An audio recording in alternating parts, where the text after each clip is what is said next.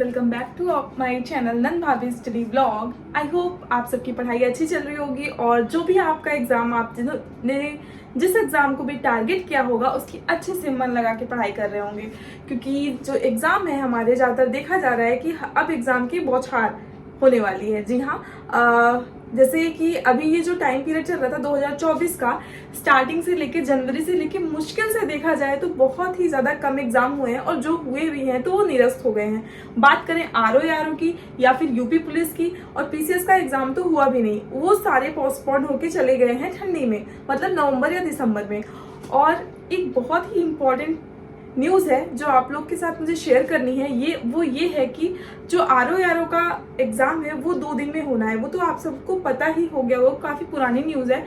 But जो UP PCS का exam था 27 अक्टूबर को, वो जो है अब 2 डेट पे होगा, मतलब 26 एंड 27 अक्टूबर को 2 दिनों में एग्जाम होगा। तो ये तो काफ़ी अच्छी बात है। वो जो आयोग कर रहा है वो पेपर अच्छे से हो जाए, नकल ना हो, जो चीज़ें होती आई हैं अभी तक वो चीज़ें आगे ना हो फ्यूचर में, उसको मानकर चल रहा है।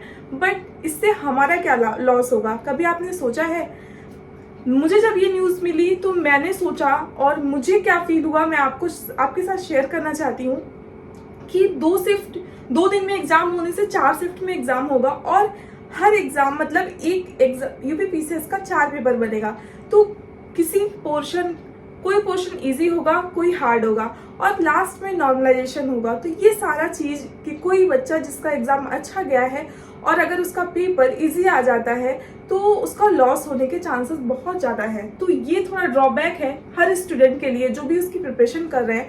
सेम चीज़ आरओ में भी हुआ है, तो ठीक है, वैसे सरकार जो करेगी हमें उसे मानना ही पड़ेगा। और अब हम आते हैं अपने टॉपिक पे, जो हमारा टॉपिक है कि लेखपाल की नई भर्ती।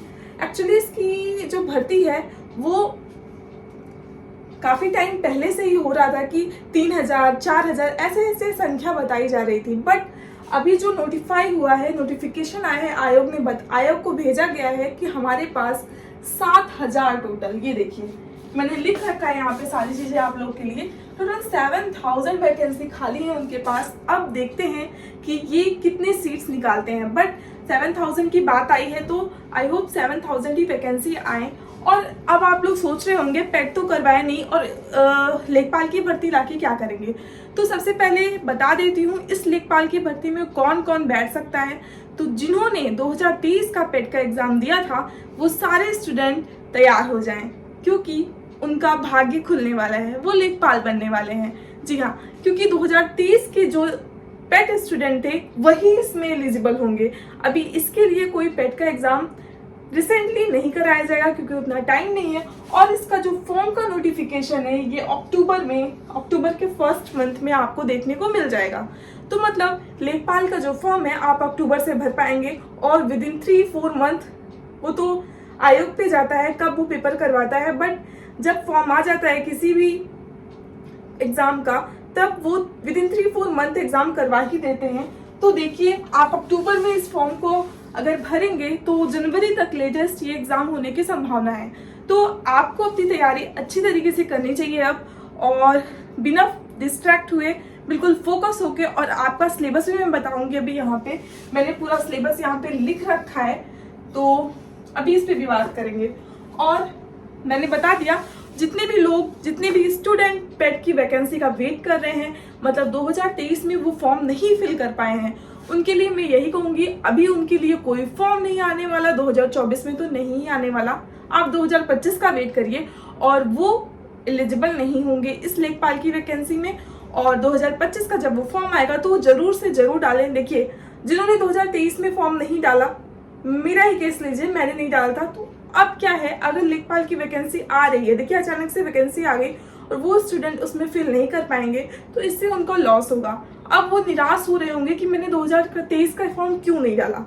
तो क्योंकि हमें ऐसा लग रहा था कि पेट जो है वो फालतू का है, एग्जाम बस हो रहा है, वैकेंसी जो पेट एग्जाम होता है, जो यूपी SSSC के द्वारा जितनी भी वैकेंसी आती है वो सारा करवाता है। तो पेट के माध्यम से पेट क्या था, एक तरह से जैसे सीटर और टेट होता है, उसमें क्वालिफाइंग मार्क रखा जाता है 60%। तो 150 में से 60% देखा जाए तो 90 नंबर होता है जनरल कैटेगरी के लिए। तो 90 नंबर हमें लाना होता है। बट पेट में ऐसा नहीं है, पेट में परसेंटाइल बनता है। जैसे कि आपका एग्जाम्पल देखिए तो 98 मार्क्स हैं, तो लगभग 98 परसेंटाइल बनता है जाके वो लास्ट में।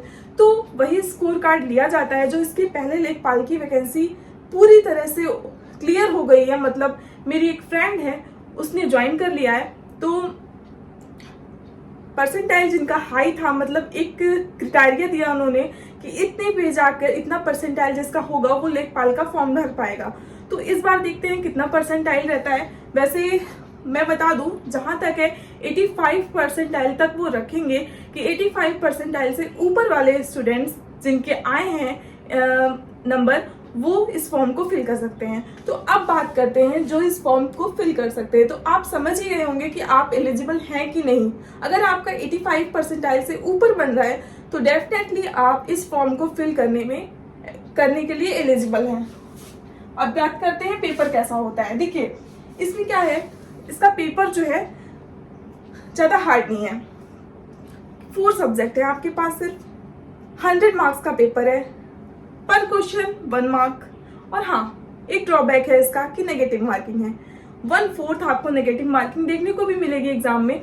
और सब्जेक्ट की बात करें तो हिंदी, अगर आपका हिंदी अच्छे से तैयार है तो 25 मार्क्स बहुत होते हैं।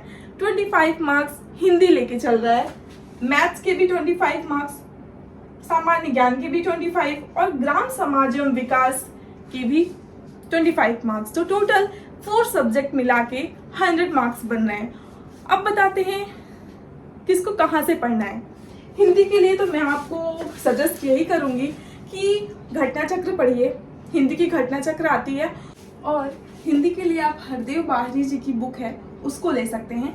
हिंदी के लिए आपके पास 2 बुक है, एक है घटना चक्र और दूसरी है हरदेव बाहरी जी की। आप किसी भी एग्जाम की प्रिपरेशन करें, हरदेव बाहरी जी की जो बुक है वो बेस्ट होती है।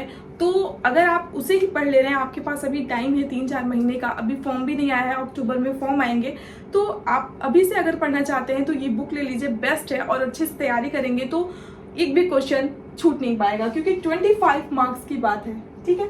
5 मार्क होता, वैसे एग्जाम में हम बात करें तो पॉइंट से इंसान का रुक जाता है सिलेक्शन होने में। तो आप एक एक नंबर के मोहताज होते हैं एग्जाम में, बस। अब मैथ्स की बात करूं तो मैथ्स तो जनरली आएगी, तो जनरल के लिए आप, अगर आपका मैथ्स बैकग्राउंड नहीं है तो मैं यही कहूंगी RD शर्मा जो बुक है वो बहुत ही अच्छी बुक है, मेरे पास यहाँ रखी भी है।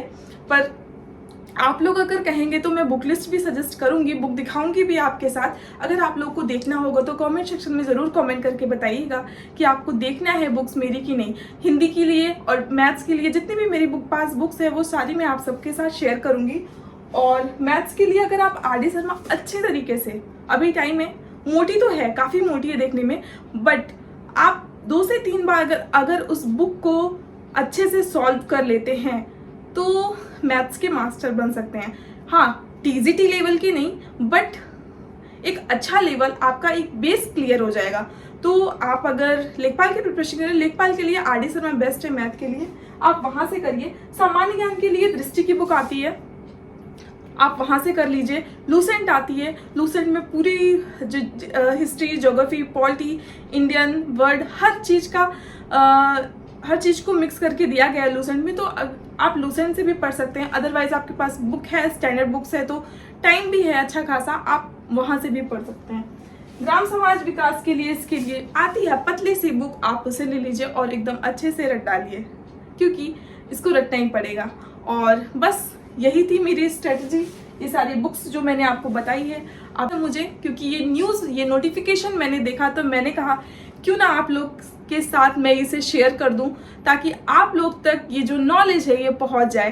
तो अभी अवेयर नहीं होगा एग्ज़ाम के बारे में तो वो बस अपनी प्रिपरेशन स्टार्ट कर दे, क्योंकि बहुत कम टाइम में हो सकता है नेक्स्ट वैकेंसी में आप लेखपाल बन जाएं।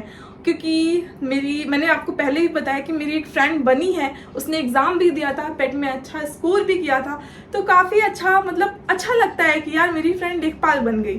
तो कुछ पदों में ना भारी भरकम, जैसे दरोगा, तो दरोगा, अरे यार वो दरोगा है, तो दरोगा शब्द में ही काफी भार है। तो चाहे पोस्ट कैसी भी हो, सैलरी कितनी भी कम हो, लेकिन दरोगा वो दरोगा है। वैसे ही लेखपाल, मुझे लेखपाल जो वर्ड है वो काफी अच्छा लगता है। अब वो उसकी ड्यूटी, लेखपाल बनने के बाद आपको किस एरिया में नौकरी करनी पड़ती है, क्या क्या करना पड़ता है, ये मतलब नहीं है, बट हाँ लेखपाल। तो बस अपनी तैयारी शुरू कर दीजिए। जितनी भी डिटेल्स मैंने बताई है बुक्स के बारे में, आप उन्हें फॉलो कर लीजिए, तो डेफिनेटली आपका एग्जाम निकलेगा। और टाइम आपके पास बहुत कम है, बस अपनी प्रिपरेशन स्टार्ट करिए। All the best. वीडियो अच्छा लगा हो तो प्लीज़ लाइक करिएगा, चैनल को सब्सक्राइब कर दीजिएगा। Thank you, bye bye.